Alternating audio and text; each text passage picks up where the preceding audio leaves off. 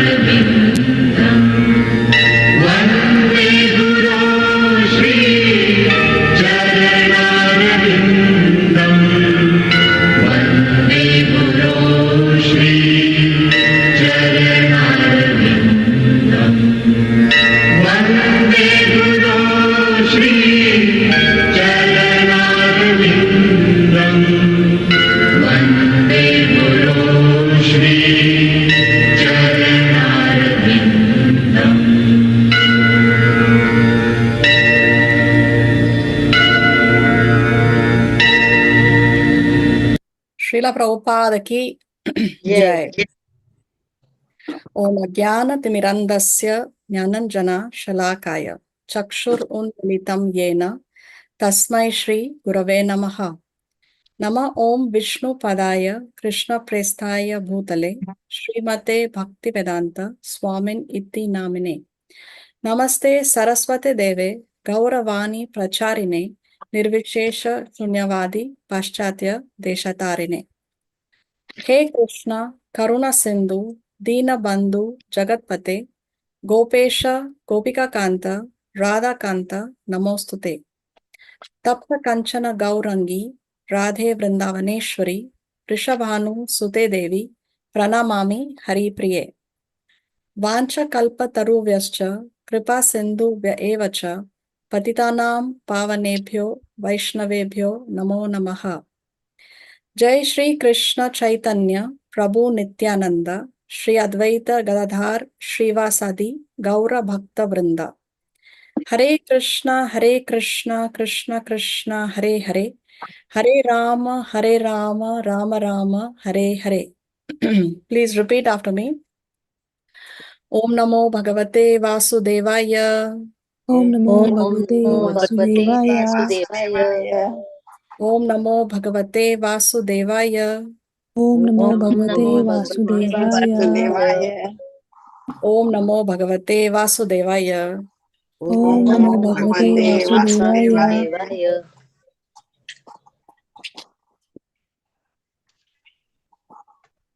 Okay, so what did we see in the previous class?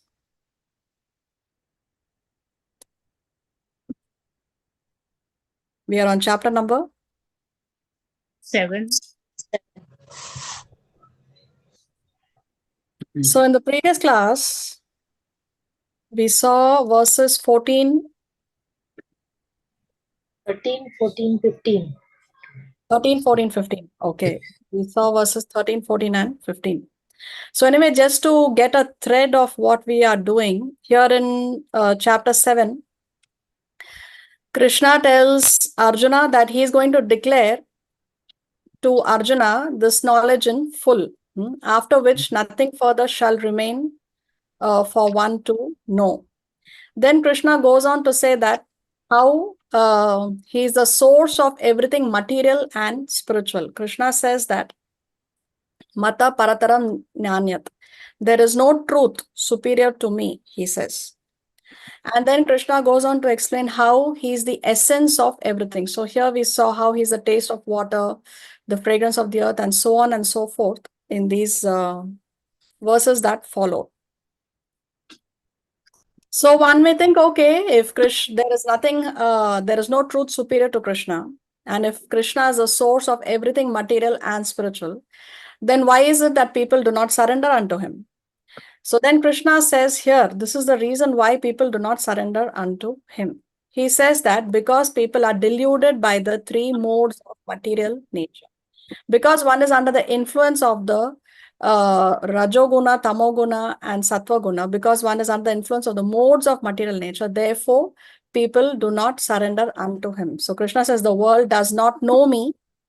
And then Krishna says that he is above the modes. So Krishna is not under the influence of the modes of material nature, unlike us. Even when Krishna comes to the material world, still he is above the modes of material nature. Krishna does not have to follow any rules or regulations. Whatever he says, that is the law. So he is above the modes of material nature. Then Krishna said in 14 that this divine energy of his is very difficult to overcome. So it's not easy to overcome material nature. It's not so easy to overcome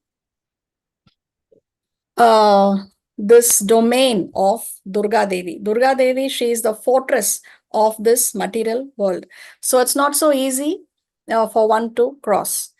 But then Krishna also tells us how we can cross it. How? He says, by surrendering unto him. So Krishna says that those who have surrendered unto me, by surrendering unto Krishna, we can easily cross. So that which is very difficult can be easily crossed by surrendering to Krishna. So not only is Krishna presenting the problem, yes, the problem is this, the material nature is very difficult to overcome, but he's also giving us the solution to the problem. The solution is simply surrender to Krishna. So we discussed how Durga, the word Durga, Durg means fort, and a fort is normally not easy to cross over because it's designed in such a way. So Durga Devi, because of the service that is assigned to her, she has designed the whole structure in such a way that it is not easy for us to cross beyond the modes of material nature. Another meaning of Durga is difficult. Durgam, the word Durgam means that which is very difficult. So this is another meaning of that name of Durga, Durga Devi. Now, after saying this, after talking about surrendering as a solution to the problem of being very difficult to overcome, Krishna talks about those categories of people who never surrender to Krishna. So who are the four categories of people who never surrender to Krishna? Krishna says, first category is Mudha, the grossly foolish. Those who are working hard day in and day out, working like donkeys for a little bit of grass. So therefore, some people, they work hard day in and day out to collect some wealth, collect some property. But at the end of the day, when they have to depart, then they cannot take any of this along with them. So the all their hard work is left behind by others to enjoy. What he could have taken with him is his spiritual credit. But because he's been working like an ass, he has no spiritual credit. So therefore, he's called foolish. Mudas are grossly foolish. Then the second category, he says Naradhama, the lowest amongst the mankind. So the Naradhamas are those people who have lost the opportunity to surrender to Krishna. Each one of us has taken a vow to surrender to the Lord when we were in the womb of our mothers. But because of the influence of illusory energy, we have forgotten those vows. So Naradhamas are those people who are lost the opportunity to surrender to Krishna. So when we saw the slides in Naradhama, we saw the story of two personalities from the Chaitanya Leela. Who are they? Who remembers?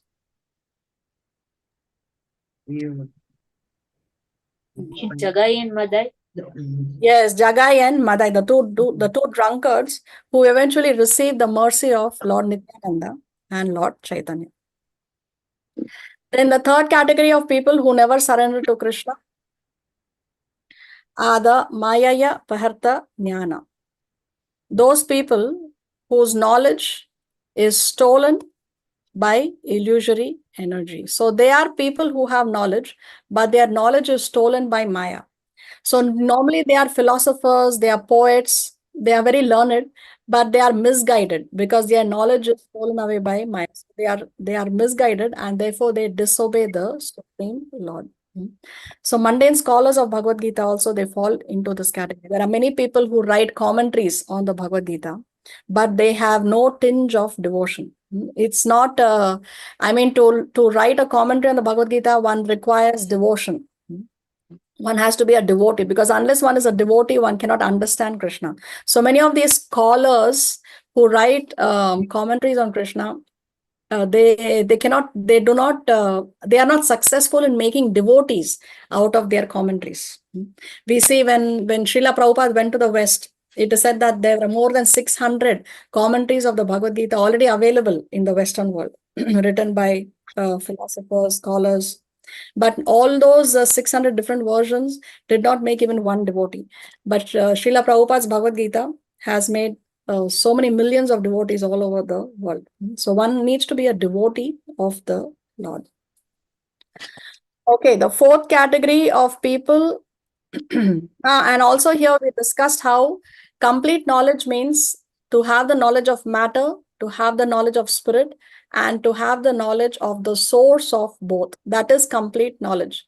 But in the modern day schools and universities, the only thing that we are taught is matter. What is so everything that we are learning in schools and colleges after so many, like 20, 25 years of education, is everything only related to matter. But complete knowledge is to understand matter, to understand spirit, and to understand the source of both. Therefore, Srila Prabhupada said that the universities are only centers of ignorance, centers of ignorance, Srila Prabhupada said. Okay, and the fourth category of people who never surrender to Krishna is Asura Bhavam Ashritaha. Those people who have demoniac tendencies. They are envious of the position of the Lord. They don't want to take a subordinate position. They want to become God. So what they do, they either say that they are God, or they will present somebody else and say that this other person is God. So they present many illicit incarnations and they say that they are God, or they say that I am God. So all these people with demoniac tendencies, they come under this fourth category. So here Krishna is using the word dushkritino.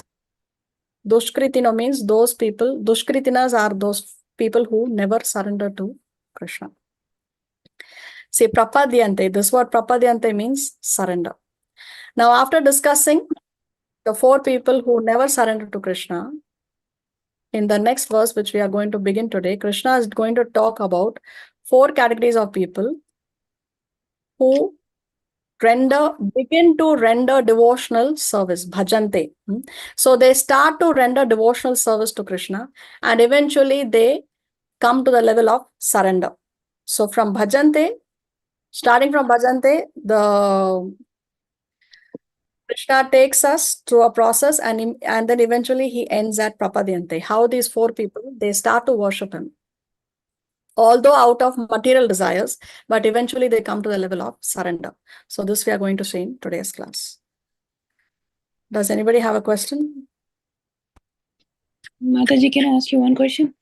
Just Yes. now, the last verse when you were telling about the four people that don't surrender to Krishna, I think it was the second one where you said the Maya legend, Maya Yes. yeah. So if Krishna wants us all to come, and then if Maya is playing that part, then how will those people ever go to Krishna? They'll be bewildered always. Yeah. So their hope is if they come in contact with a pure devotee, then that's a game changer.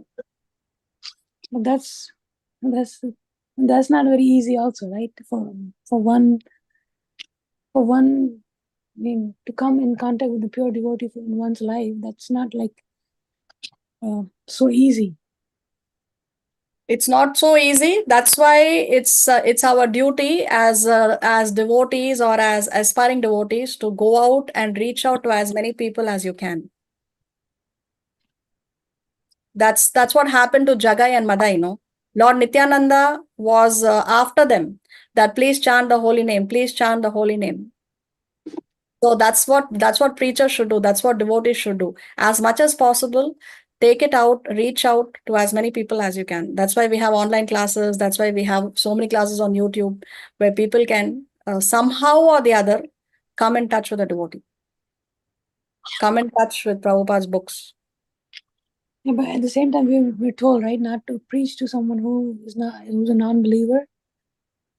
Yeah, that's what Krishna says. But then a devotee is more merciful than Krishna. Okay, thank you. Hare Krishna. Hare Krishna. Yeah. Give me a minute. I just need to switch off something. I'll be back in a second.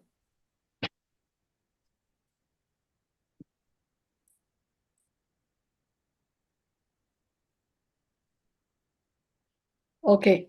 So Sri Hari Radha, you had your hand raised.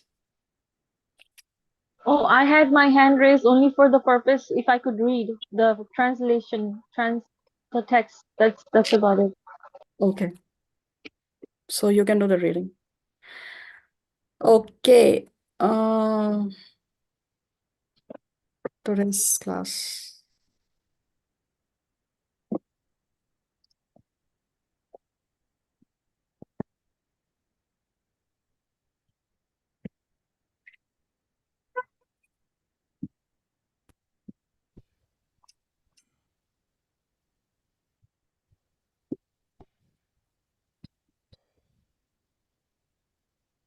So here we are going to see the 4 pious men who begin to render devotional service. So here Krishna is beginning with bhajante, those who start to render devotional service. So they are called as sukritino.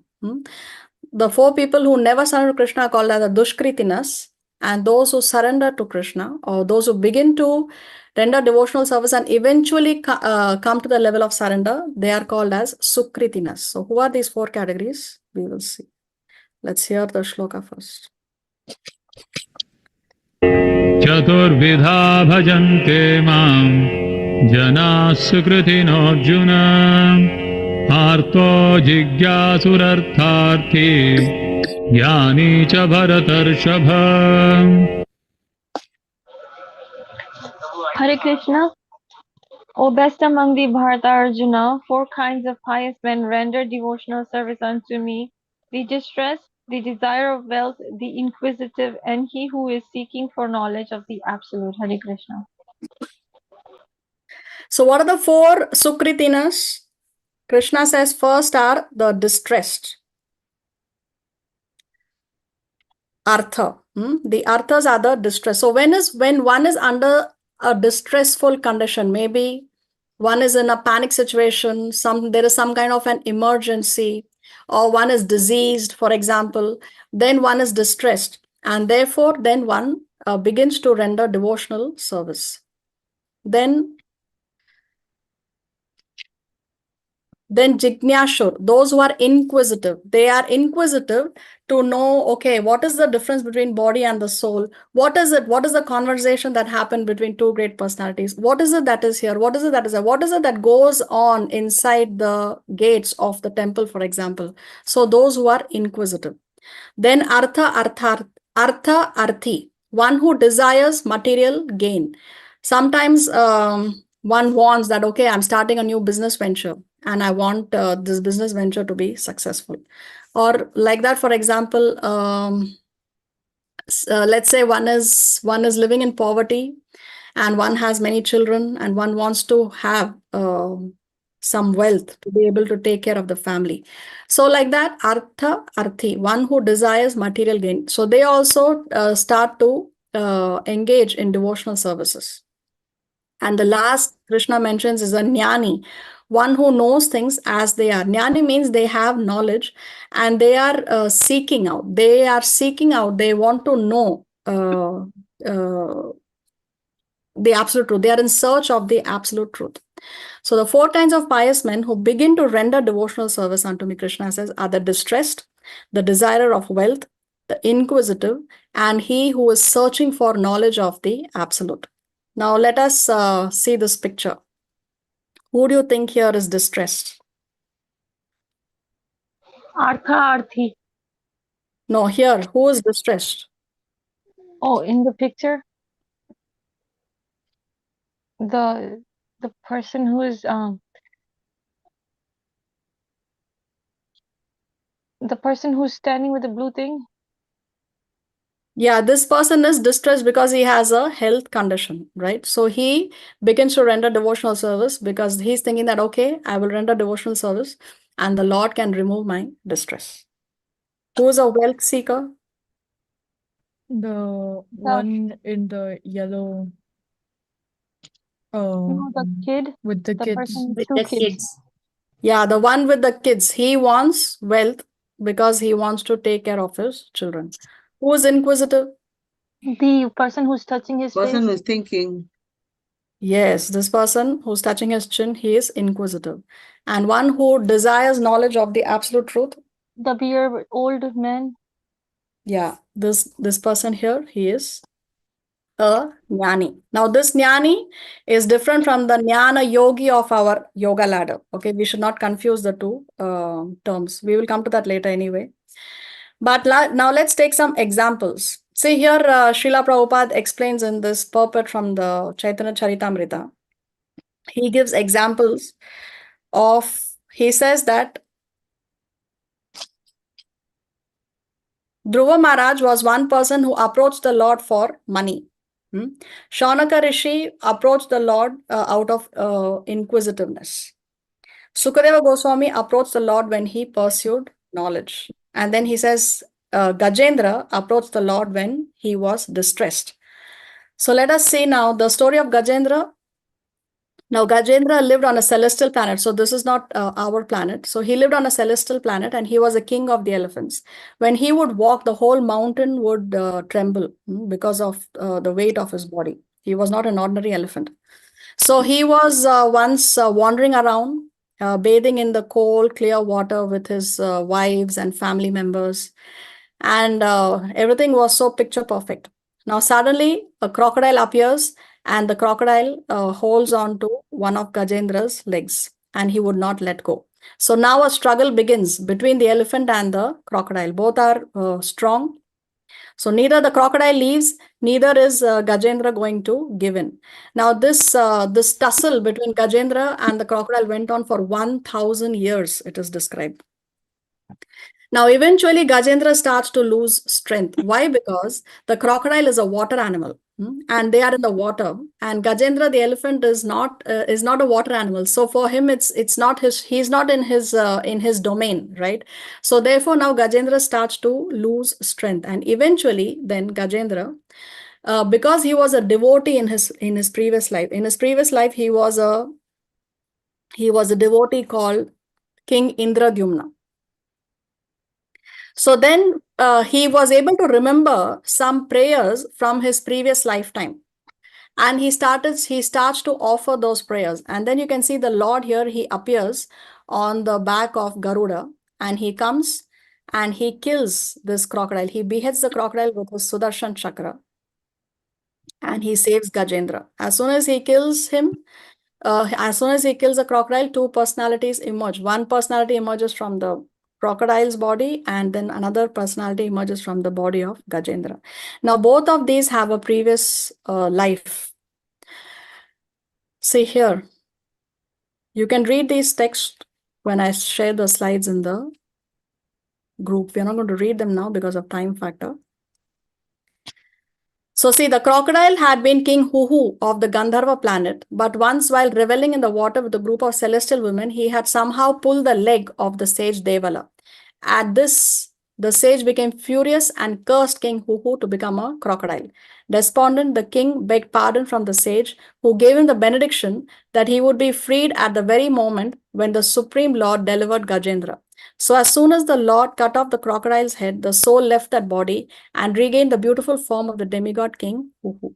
After offering prayers to Krishna, King Huhu returned at once to the Gandharva planet. So this is the previous life of the crocodile. Now, what about Gajendra? In his previous life, Gajendra had been Indradyumna, a great devotee of Lord Krishna. When Indradyumna retired from his kingdom and family life, he went to the Malaya hills, where he lived in a small cottage and practiced spiritual disciplines. Once, while observing a vow of silence, he became fully absorbed in the ecstasy of love of Godhead. Just when the great sage Agastya arrived along with his disciples, just then. But then King Indradumna was so absorbed in meditation that he did not even notice the sage, what to speak of offering him a proper reception. Angered at this breach of etiquette, Agastya cursed the king. This King Indradumna is not at all gentle, said Agastya. Being low and uneducated, he has insulted me. May he therefore enter the region of darkness and receive the dull body of an elephant.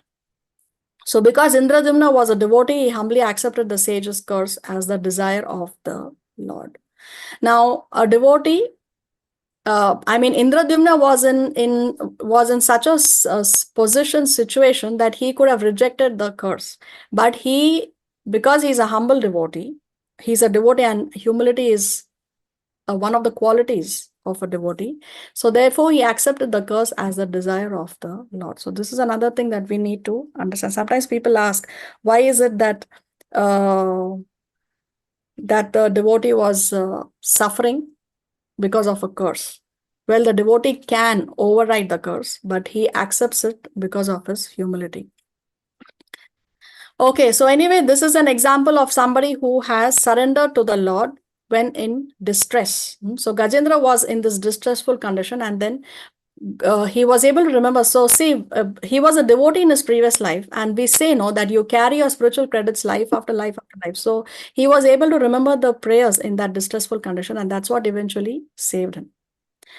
So the second category of people who surrender to Krishna are those who desire wealth. Now, Dhruv Maharaj, he was 5 years old, and he was not allowed to sit on the lap of his father because his stepmother said that if you want that opportunity, then you have to take birth from my womb. His stepmother told him. So Dhruv was very upset, and he said that I am being denied the right to sit on the lap of my father. And then he said that I want to occupy a position more exalted than any yet achieved within the three worlds by anyone, even by my father and grandfather. So this was what was Dhruv's desire. So Dhruv, when he started out, his desire was a material desire, just as even Gajendra, the desire was material. Gajendra wanted to save his life, wanted to come out of his distressful condition. Even Dhruva, the desire of wealth, this is also a material desire. But we see how Dhruv eventually, by rendering service, he became purified. So these Sukritinas, they start out of material desires, but then because of rendering devotional service, they come to the level of completely surrendering to Krishna, and then they become pure devotees. So you can see here Dhruv, under the instruction of his spiritual master Narada Muni, he starts to meditate. Narada Muni gives him a mantra, which is Om Namo Bhagavate Vasudevaya. He chants that mantra. He's standing on one feet, and then he's also focusing on breath control. And then he becomes so powerful because of his devotional service that he became practically one in heaviness with Lord Vishnu, the total consciousness, due to his fully concentrating and his closing all the holes of his body. The total universal breathing became choked up, and all the great demigods in all the planetary systems felt suffocated, and they took shelter of the Supreme Personality of Godhead. So you can see all these demigods, all the devatas, they are getting choked up. They are not able to breathe. They're getting suffocated. So they approach Lord Vishnu. So the demigod said, Dear Lord, you are the refuge of all moving and non-moving living entities. We feel all living entities to be suffocating. Their breathing processes choked up. We have never experienced such a thing. So see the potency of Dhruv after he has taken to devotional service.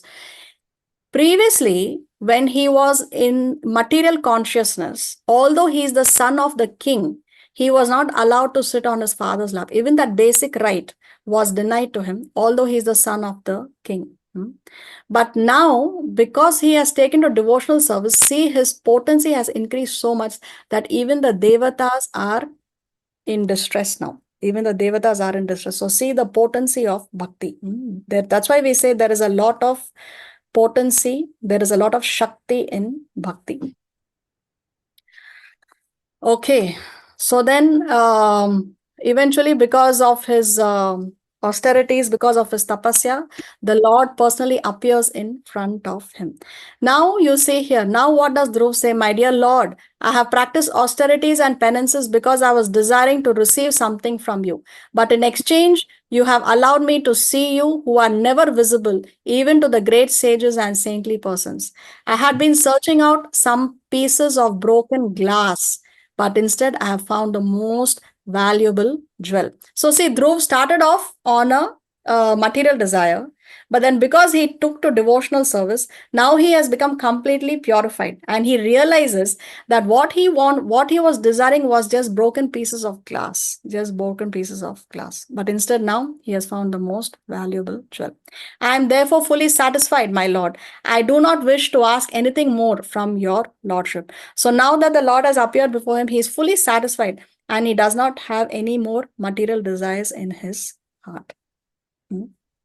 So this is the second category of people who surrender to, who take to devotional service, and eventually they come to the level of prapadyante, to surrender. Then third category, inquisitive. We know that the Srimad Bhagavatam was spoken by Sukadeva Goswami to Maharaj Parikshit. Now, in that audience was a personality called Sutta Goswami.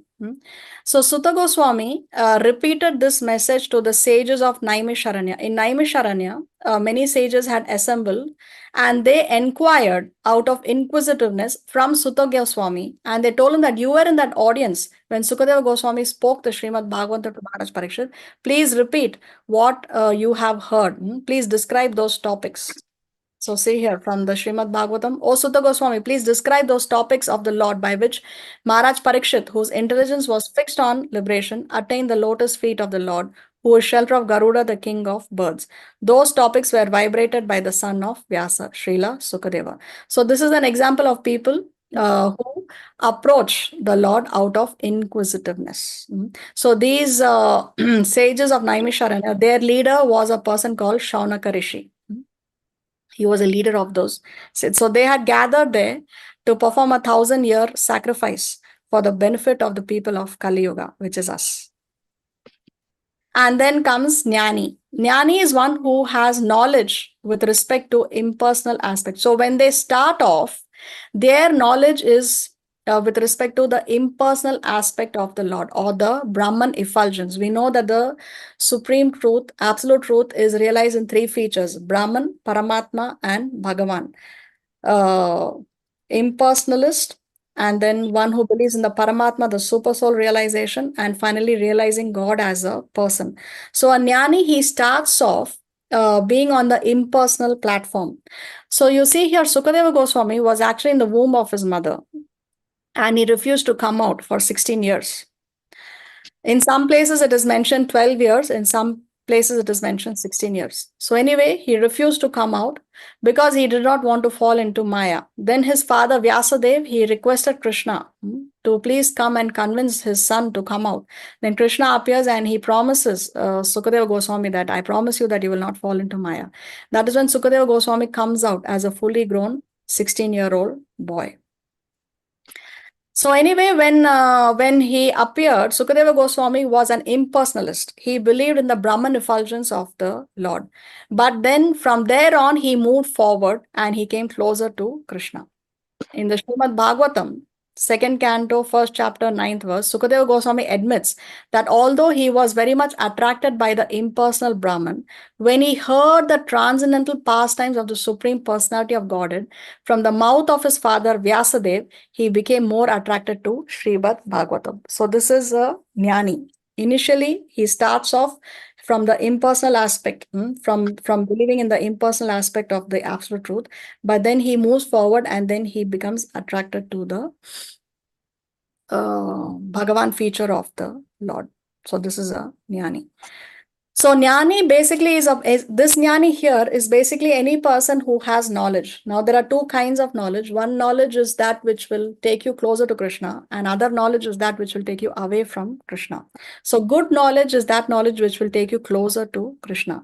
So when you understand your subordinate position, comparing to your position to Krishna, when you understand that the soul is an eternal servant of the super soul, when the Atma is an eternal servant of the Paramatma, and therefore we have to render service, therefore we have to serve the Lord like a menial servant, then that knowledge will take us closer to Krishna. So Jnani basically refers to anyone who has knowledge. Now, the Jnana Yogi of that yoga ladder is a person who has taken to a particular yoga process. So there are different processes by which we can realize the absolute truth. So there is karma yoga, jnana yoga, dhyana yoga, and bhakti yoga. So jnana yogi is one who has taken to that particular process of the jnana yoga process in order to realize the absolute truth. But this jnani here is one who has knowledge. Okay, good knowledge or bad knowledge. But from that level, then he can slowly come closer to Krishna. So these are the 4 categories of people. See, when people are in trouble, they take shelter of different things in the world. Now, what they take shelter of depends on what mode of material nature they are in. If one person is in a mode of ignorance, then when they are in trouble, they will take shelter of drinking, smoking, and violence. They say, okay, I'm feeling very distressed. I want to have some alcohol. Or they become a chain smoker, or they become violent. So if one is in the mode of ignorance, then you take shelter of drinking, smoking, and violence.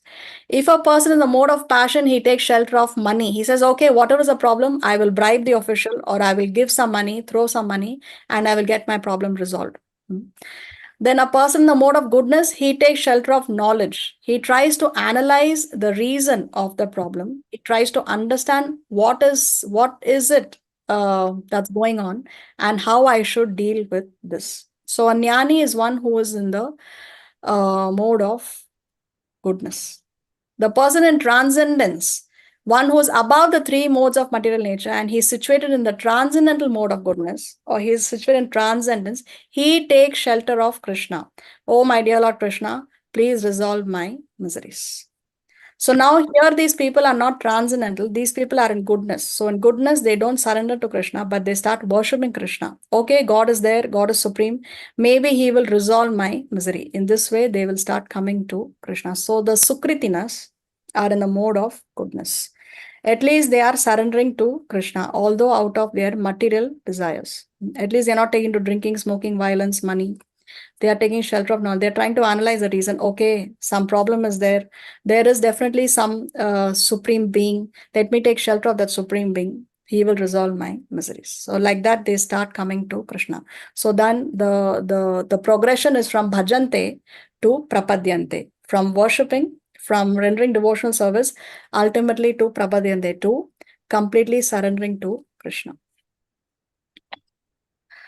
So Srila Prabhupada mentioned some important points. So what is the definition of a Sukritina? They are pious people. They follow the rules and regulations of the Shastra. They follow the moral and social laws, and they are more or less devoted to the Supreme Lord. They are not pure devotees, but they are on the way. They are progressing towards that. So are they pure devotees? No. Why they are not pure devotees? Because they have some aspiration to fulfill in exchange for devotional service.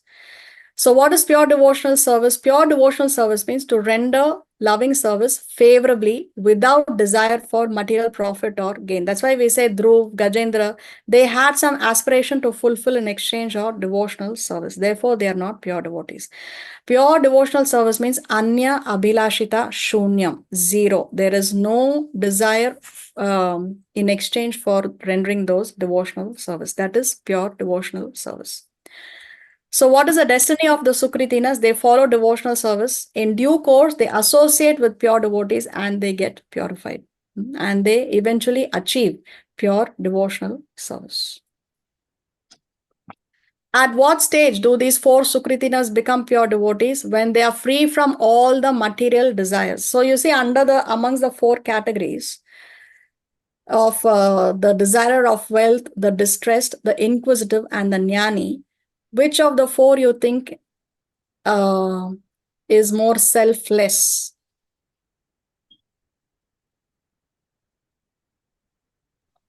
Which of the 4 is? The jnani, isn't it? The jnani is more selfless because he is actually searching for the absolute truth. So these, the first three have to come to the level of a jnani. These first three, the desire of wealth, the distress, and the inquisitive, they have to come to the level of giving up their material desires, come to the level of becoming a jnani, and actually search for the absolute truth. And then from the jnani, they can progress towards complete surrender. So when they fully understand that material remuneration has nothing to do with spiritual improvement, then they can become pure devotees. What is the hope for miscreants in regard to devotional service? This is what we were discussing. Now, the miscreants are the Dushkritinas who never surrender to Krishna. So what is the hope for them? For them, devotional service is very difficult because their lives are selfish, irregular, and without spiritual goals. So is there any hope for them? Yes. If by chance they come in contact with a pure devotee, they also become pure devotees. So that's why the importance of satsanga is always stressed. We need to be very careful what kind of people we are associating with, what kind of people our children are associating with. So here is a summary. The 4 categories of people who never surrender to Krishna, and the 4 categories of people who start to render devotional service and eventually they surrender to Krishna. Okay, now let us see what Krishna says next.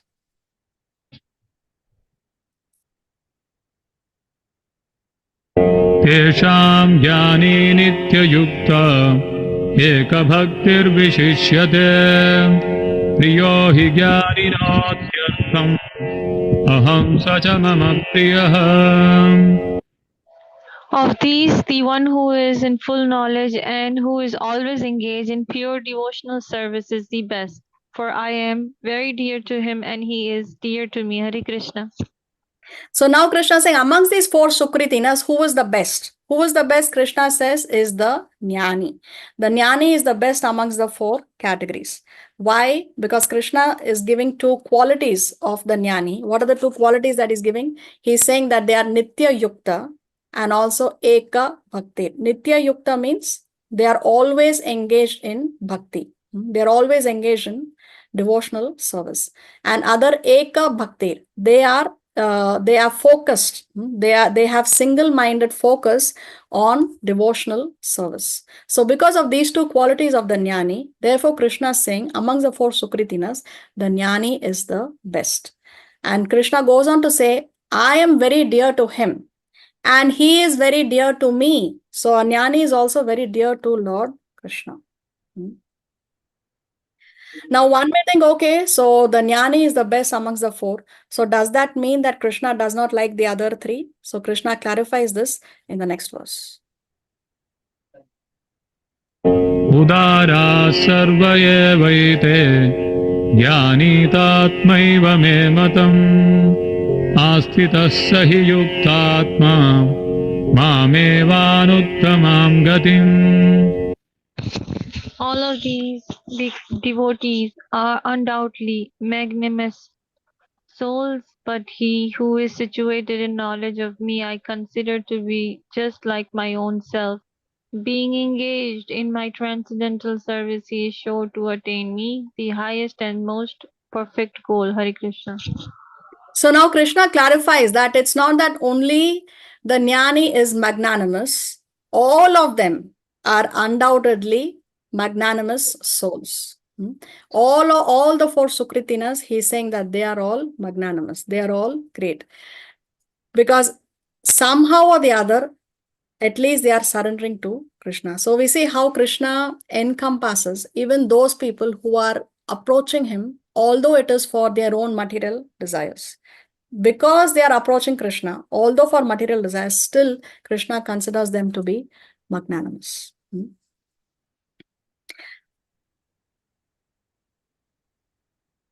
And then, one second. And then he says, but he who is situated in knowledge of me, I consider to be just like my own self. Being engaged in my transcendental service, he is sure to attain me, the highest and most perfect goal. So a Jnani, he considers the Jnani to be equal to him. Krishna says, I consider to be just like my own self. Because he is engaged in transcendental service, he is sure to attain me. So the the sure short way to attain the Lord is to engage in transcendental service, to engage in devotional service. The other three categories, the distressed, the desire of wealth, and the inquisitive, they have to come to the level of the jnani, and then only he can attain Krishna.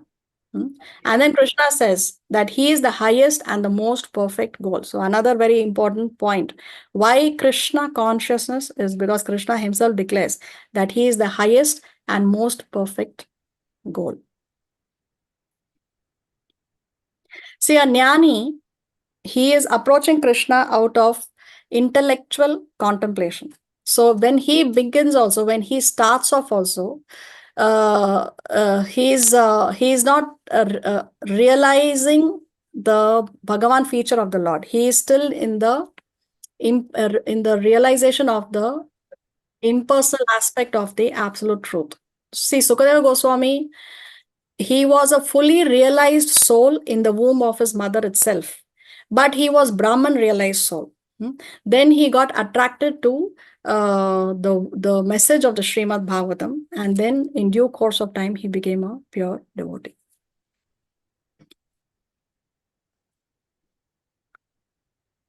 So how long does it take one to attain perfection? Krishna explains in the next verse. Bahunam janmanamante jnanavan mam prapadyate Vasudeva sarvamiti samahatma sudurlabha. After many births and deaths, he who is actually in knowledge surrenders unto me, knowing me to be the cause of all causes and all that is. Such a great devotee is very rare. Hare Krishna. So how long does it take? Many births and deaths. Krishna is saying it takes many births and deaths. So after many births and deaths, he who is actually in knowledge surrenders unto me. So here Krishna has progressed from bhajante to prapadyate to surrender. Knowing me to be the cause of all causes. So finally he realizes that Krishna is the cause of all causes. Everything that is happening, everything that has come into existence is come into existence because of Krishna. Krishna has not come into existence because of something else or someone else or some other phenomenon. Everything that is happening is because of Krishna. So Krishna is the cause of all causes. Such a great soul is very rare. So as we discussed, the other three Sukritinas, the first three, they have to come to the level of a jnani, and then as a jnani, then they start to render devotional service, and then even a jnani, even that jnanavam who surrenders to Krishna, say bahunam janmanam ante, after many births and deaths, the jnanavan, the jnani surrenders to Krishna. So the other three categories who are not jnanis, they have to come to the level of a jnani, and then they will render devotional service, then they will engage in bhajante, and then they will surrender. And even amongst the jnanis, Vasudeva Sarvamiti, they come to the realization that Vasudeva Sarvamiti, that Vasudev is the cause of all causes. Sa Mahatma Su Durlabha, that such a great soul is very rare. So even amongst the several jnanis, it's very rare to come across one who eventually fully surrenders to Krishna and comes to the realization that Vasudeva Sarvam Iti, that Krishna is the cause of all causes. So just see how glorious it is to render devotional service. Anyone who's rendering devotional service is indeed glorious, and we must respect that person very much. But what happens, Kali Yuga calculation is such people are made fun of. Such people by the karmis, they think that one is foolish to not enjoy. They will say, oh, enjoy your life. You have only one life to live. So Kali Yoga calculation is such people are actually made fun of. But Krishna is saying, talking about how rare it is for a person who actually eventually surrenders to Krishna and comes to the conclusion that he is the cause of causes. So here we have a split up for your easy reference. 14 talks about how we should surrender to Krishna, and then we will go beyond Maya. So Krishna says that, okay, it's very difficult to surrender. It's very hard, but you can cross over by surrendering. Then in 15, he talks about the 4 categories of people who do not surrender to Krishna. Some 16 to 19, he talks about the categories of people who start worshipping Krishna. So from bhajante, and eventually they surrender to Krishna. Eventually they come to the level of prapadyante. 7.16 talks about bhajante, and from bhajante, the progression moves onward. And in 19, it comes to the prapadyante, surrender. So they become one-pointed in devotional service to the Supreme Lord. So these jnanis, eventually they come to the level of being one-pointed, focused, and constantly they are engaging in devotional service. Now from there, progression is very, very quick, very, very fast. Now Krishna will talk about those categories of people who, yes, they surrender, but not to Krishna. What about those people? Let us see.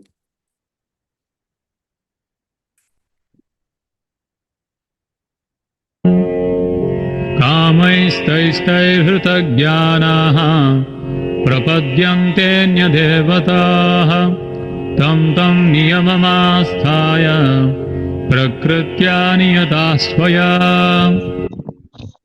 Those whose intelligence has been stolen by material desires surrender unto demigods and follow the particular rules and regulations of worship according to their own nature. Hare Krishna. So here Krishna is talking about those who surrender prapadyante to anya devata, to other demigods, to other devatas. Now what is Krishna saying? What kind of people surrender to the demigods? Those whose intelligence has been stolen by material desires. So which means a person who is not intelligent, because his intelligence has been stolen away by material desires. Such people, they surrender unto demigods. So we know how there are different devatas who are in charge of different departments. And when we have certain material desires, depending on what desire we have, the different demigods are approached. And follow the rules, particular rules and regulations of worship according to their own natures. So what does this mean? See, there are different shastras, and there are different shastras for different kinds of people. It's not that every shastra talks about pure devotional service like the Srimad Bhagavatam. Srimad Bhagavatam is called as the Amala Purana, the spotless Purana, because it talks about pure devotional service. But not all the Puranas talk about pure devotional service. So we know that there are 18 major Puranas. Now there are 6 Puranas which are meant for the people in the mode of goodness. 6 Puranas are meant for the people who are in the mode of passion. And 6 Puranas are meant for the people who are in the mode of ignorance. So if one is in the mode of ignorance, he is more attached to meat eating, he is more attached to alcohol, smoking, all these things.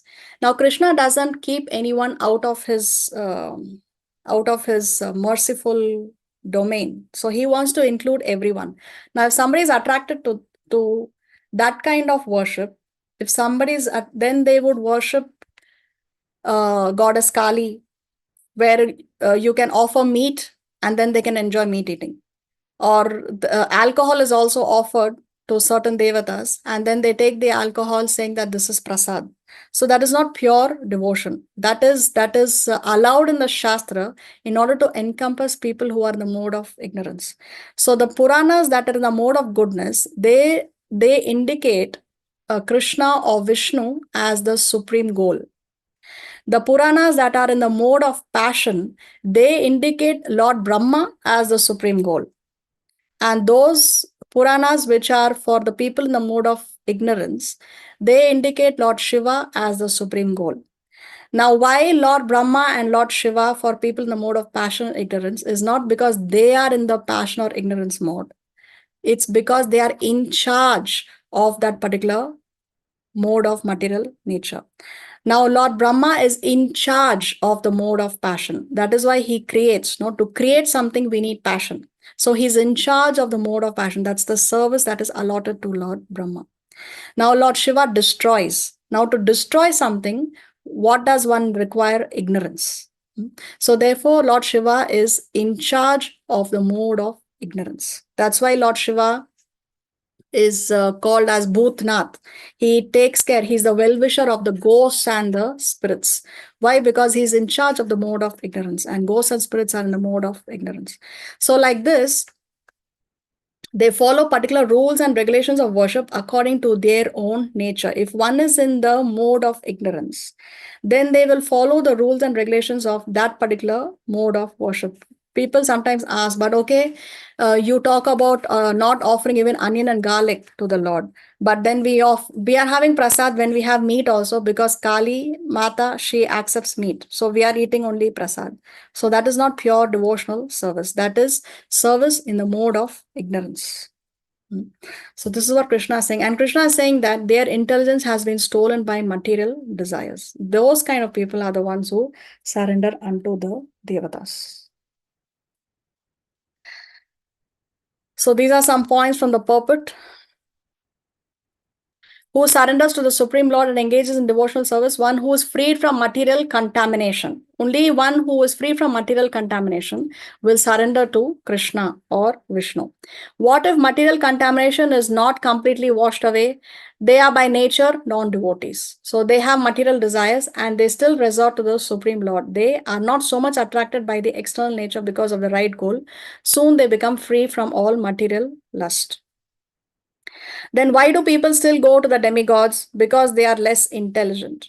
They have lost the spiritual sense. They want immediate fulfillment of material desire. Okay, my dear Lord, if you fulfill this desire of mine, then I will distribute prasad. If you fulfill this desire of mine, then I will feed 100 brahmanas. So what is it? They want immediate fulfillment of material desire. Affected by the lower modes, therefore they do not go to the Supreme Lord. They are motivated by small desires and they do not know how to realize supreme goals. So motivated by small desire, just like how Dhruva came to the realization that when he was asking for that which has not been achieved even by his father or grandfather or his great-grandfather, nobody in the three worlds has achieved. That's what Dhruva wanted initially, isn't it? So then later he realized that that desire was just him asking for broken pieces of glass. So these people, they are motivated by small desires. So their level of satisfaction, they are satisfied by the rules and regulations of their particular worship. Their conception, they think demigods are better for certain purpose as per their study of Veda. Example, sun god for better health. If one wants good health, then one worships the sun god. So they think, okay, my worship is good enough according to what I have studied in the Vedas. Because the initial section of the Vedas talks about karma kanda, what to do in order to get your material desires fulfilled. That is karma kanda section of the Vedas. Only the last section of the Vedas deal with pure devotional service. Now, understanding a pure devotee, only Krishna is the supreme master and all others are his servants. A pure devotee never goes to the demigods for material needs, depends on the Supreme Lord and is satisfied with whatever he gives. So, a devotee, he depends completely on Krishna and he is satisfied with whatever he gives. If Krishna sends you to hell, he is satisfied. If Krishna sends you to heaven, also he is satisfied. Or he goes to Vaikunta, also he is satisfied. If he sends him to the material world, also he is satisfied. He is satisfied with whatever Krishna gives him.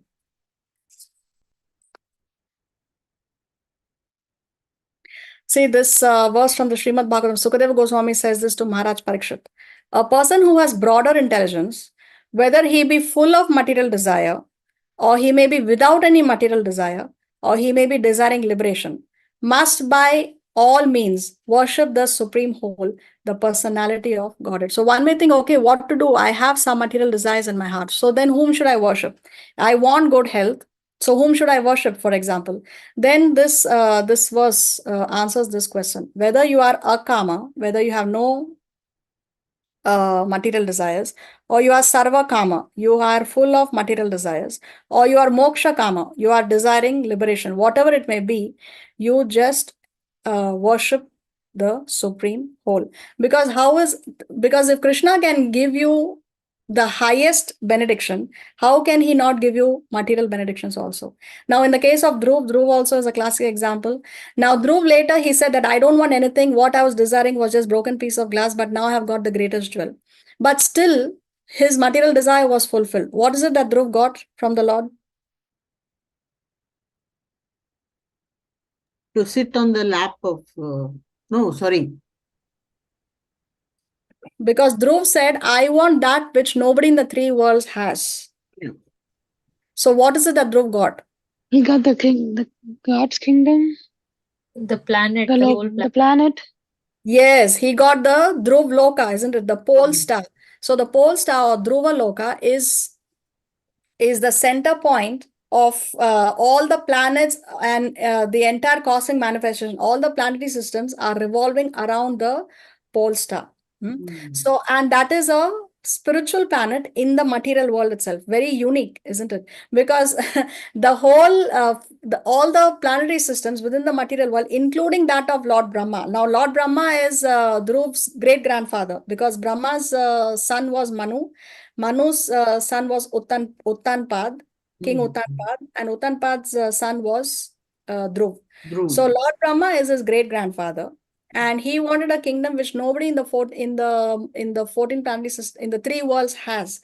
So Dhruv has got that planet with that facility that even Lord Brahma does not have, which is even his great grandfather does not have, which is that even Brahma Loka will be destroyed when everything is at the time of complete destruction, but the pole star will remain. So it's a spiritual world within the material world, very unique. So Dhruv had a material desire. He prayed. He rendered devotional service to the Supreme Lord.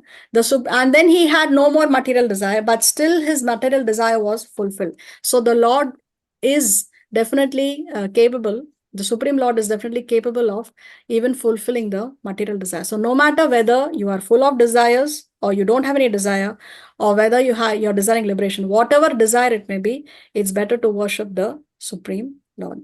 The Sukadeva Goswami is saying to Maharaj Parikshit. So Mataji, the Dhruv Lok never gets destroyed, right? It's No. like it's always there. Yes.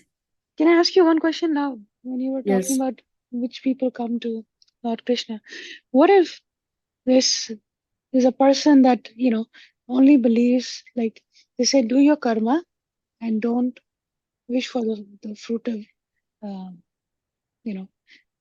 कर्म करो, but उसके जो आपको उसके बाद मिलने वाला उसके लिए मत चिंता करो, बस कर्म करते जाओ. But they don't pray to Krishna, but they don't ask for anything material or anything from demigods also. What will happen to that person? Yeah, so there is some level of faith is there. Now, if they say karam karte raho, so that karam is their duty. So where are they getting information of what is their duty? From the Shastra only, right? And Shastra is coming from Krishna. Yeah, So but some level of faith is there. Some faith is there, but they're not. Their faith is, like Krishna said, कर्म करो, उसकी जो तुमको परिणाम है वो उसकी इच्छा मत करो, उसके बारे में फिक्र मत करो, बस. That's all they believe. So, but they're not giving any devotional service to Krishna or to the demigods. So what will happen in that kind of See people? that when by doing their prescribed duties itself, actually they are following Krishna's instruction in the Bhagavad Gita, where Krishna says that do your prescribed duties. He told Arjuna, no, do your prescribed duties. Don't think. So they are doing devotional service, but unknowingly they are rendering devotional service to Krishna. So they have started off their devotional life and they will progress towards complete surrender after some births. They will progress. They are already on the path of progression. And if they happen to meet a devotee, if they happen to meet a pure devotee, or if they happen to render Vaishnava seva, I mean, unknowingly, for example, maybe they are watering some plants, and amongst the many plants that they are offering in watering in the garden, by chance they may happen to water Tulsi Devi. Or so, if they do devotional service unknowingly, especially to devotees, then their progress can be accelerated. But they are already on the path of devotional service, because by doing their prescribed duties, they are actually pleasing Krishna, because that's what Krishna wants them to do, wants us to do. So then they should be considered as a devotee, right? Yes, yes. They are definitely rendering devotional service. Okay, thank you. Hare Krishna. Hare Krishna.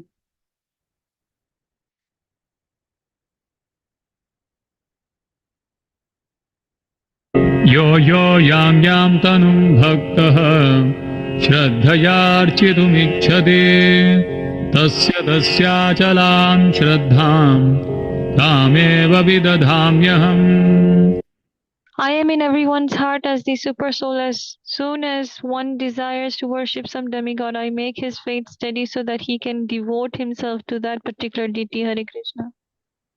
So see, in case somebody has a material desire and somebody wants to worship a devata, then Krishna is so merciful that Krishna is saying that as soon as one desires to worship some demigod, I make his faith steady so that he can devote himself to that particular deity. So Krishna is not some jealous god who says that, oh no, you have to worship only me, and if you worship somebody else, then you're doomed. No, Krishna is so large-hearted that he's saying, okay, if somebody wants to worship a devata, then I make his faith steady so that he can devote himself to worship that particular deity. So even if one is a demigod worshipper, even that worshipping the demigod we cannot do on our own. For that also we need Krishna, because it's Krishna who is making his faith steady.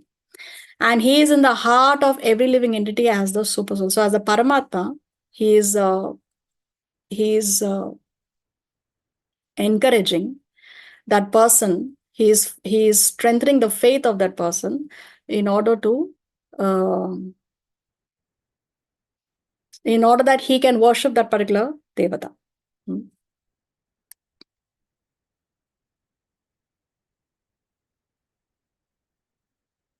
Sataya shraddhaya yuktah tasyaradhanamihate labhate cha tatah kaman mayaiva vihitan hitan. Endowed with such a faith, he endeavors to worship particular demigod and obtains his desire, but in actuality these benefits are bestowed by me alone. Hare. So what happens when somebody is worshipping the devatas? That person, he worships that particular devata and he obtains his desire. So his particular desire is fulfilled. But then what Krishna is saying, in actuality, those benefits are bestowed by me alone. So even the blessings or the benedictions or the boons that one is getting from the devatas is actually being given by Krishna only. So even the devatas cannot act independently. They have to act under the jurisdiction of Krishna. So Krishna is giving the benediction to the demigod worshipper through that particular devata. So the living entities, we may forget, the ordinary living entities, we may forget that Krishna is a supreme personality of Godhead. But the devatas, they do not forget that Krishna is a supreme personality of Godhead. So the devatas are like, you can say that they are like the cashiers in the bank. The bank cashier can give you money only if it is sanctioned by the authorities. He cannot pay you money out of his own pocket. He's not going to do, he can, but he is not going to do that. Or he cannot give you money without the authorization of the bank manager. Suppose somebody wants a loan. The cashier just gives you the money, but it has to be authorized by the bank manager. It has to be authorized by the senior authorities. So actually, even though it's the cashier who's giving you the cash in the hand, he is doing it because it has been sanctioned by the senior authority. So the demigods, when they give benedictions, they are giving it because it has been authorized by Krishna. So Krishna is saying that in actuality, these benefits are bestowed by me alone. See here, this is how Krishna works. Krishna invests the potency in the demigod to fulfill the desire of the demigod worshipper. So these demigods, when they can give a benediction, they can do it because it has been sanctioned by Krishna. So he is giving the potency or to the devata to fulfill the desire of the demigod. On the other hand, what is he doing? He is putting the faith in the demigod worshipper to worship that particular demigod. So he is working here also. Krishna is working with the demigod worshipper also, and he's also working with the devata. And then there is this interexchange. He is worshipping the devata and the devata is giving the benediction. But actually it is Krishna only who is the connecting link. Krishna himself is saying this in the Bhagavad Gita. See, read again. Endowed with such a faith, he endeavors to worship a particular demigod. So this faith, endowed with such a faith, where is that faith coming from? Krishna is saying that I am in everyone's heart as a super soul. And as soon as one desires to worship some demigod, I make his faith steady. So the faith to worship a particular devata also, that faith is being steadied by Krishna. And then what is he doing? He is the one who's actually giving the benedictions. So see here. This is how Krishna is working. So see how large-hearted Krishna is. What are these two dots here?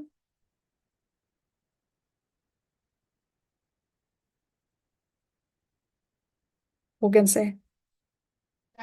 Oh, this is just Krishna and soul. Is the soul and the super soul. The same soul and the super soul is within the heart of the devatas. You can see here the two red dots. So you can see the super soul is there in the heart of the demigod worshipper as well as in the heart of the demigod. So this super soul here is connecting the two, the Paramatma. So the demigods are not in competition with Krishna, but they are in progression to him. So we can see that different devatas are giving different benedictions, but actually they're coming from Krishna. So it's not a competition. One must not think that, okay, so far I have been a devotee of Lakshmi Devi and been an ardent devotee of Lakshmi Devi. But now if I take to Krishna consciousness, Lakshmi Devi will be angry. She will be upset. I will incur the wrath of Lakshmi Devi, for example. No, it's not like that. There is no competition, but they are in progression. In fact, if we are sincere worshippers of a particular devata, then the devata will guide you towards Krishna. Because we know the story of Sanatan Goswami and the touchstone. There was this devotee of Lord Shiva, and he told Lord Shiva plus that I want to have the greatest thing. So Lord Shiva directed him to Sanatan Goswami, who was a pure devotee of Lord Krishna. And then eventually when he went to Sanatan Goswami, Sanatan Goswami told him that, okay, there is a touchstone in the garbage. You can go and take the touchstone. Anything you touch with the touchstone will turn into gold. Now, what can be more powerful than that? So he's very happy, and he's very happy, but then he says, okay, wait a minute. If this was the greatest thing ever, then why is it in the garbage bin? So he goes back to Sanatan Goswami and says that definitely there is something greater than this. And then he says, okay, now you are ready to actually receive the greatest thing. And then he gives him the Maha Mantra. What is it? Hare Krishna, Krishna Krishna, Hare Hare, Hare Rama, Rama Rama, Hare Hare. So the demigods are not in competition with Krishna, but they are in progression to him. So if you are a sincere follower of a devata, then the devata also will direct you to Krishna, because that devata also is a devotee of Krishna and he wants the devotees to go to Krishna.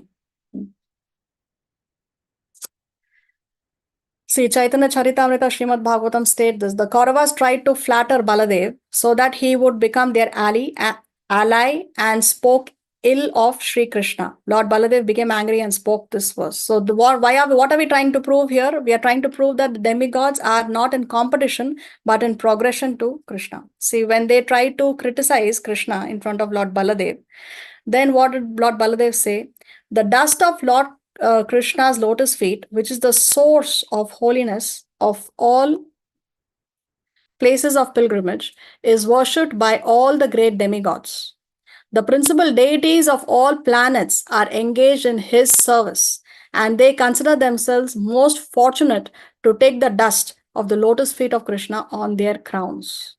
Great demigods like Lord Brahma and Lord Shiva and even the goddess of fortune and I are simply parts of his spiritual identity. And we also carefully carry that dust on our heads. And still Krishna is not fit to use a royal insignia or even sit on the royal throne. Because the Kauravas were saying that Krishna is not fit to use the royal insignia and sit on the royal throne. Because they were telling that Baladev, you are the elder brother, you are the one in charge, you are greater than Krishna. So they were trying to criticize Krishna in order to please Baladev. But then Baladev gave them the right knowledge, because of course Balaram is Krishna's first expansion.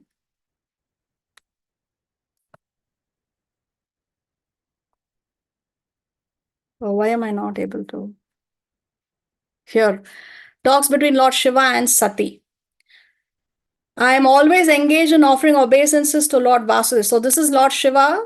He's saying that he is always engaged in offering obeisances to Lord Vasudeva in pure Krishna consciousness.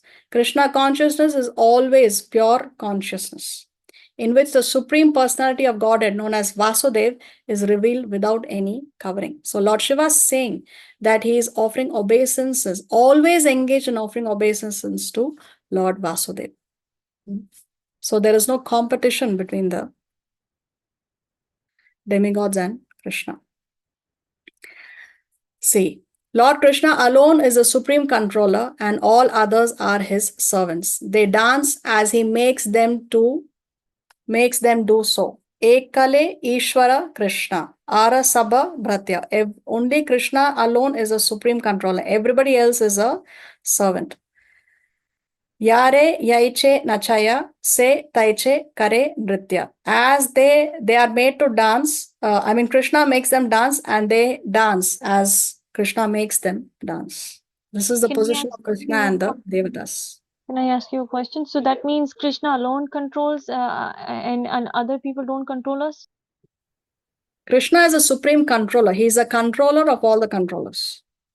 The others can control because Krishna has asked them to control. Krishna has empowered them to control. Brahma can create because Brahma has been empowered by Krishna to create. Brahma is a creator, but he is a created creator.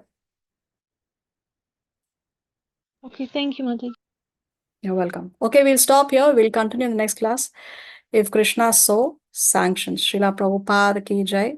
Srimad Bhagavad Gita ki jai. Jai. Sina Mata ji ki jai, Jai Jai. Pataka Maharaj ki jai. Jai. Thank you, Mata ji. Jai. Koti koti dandat pranam. Hare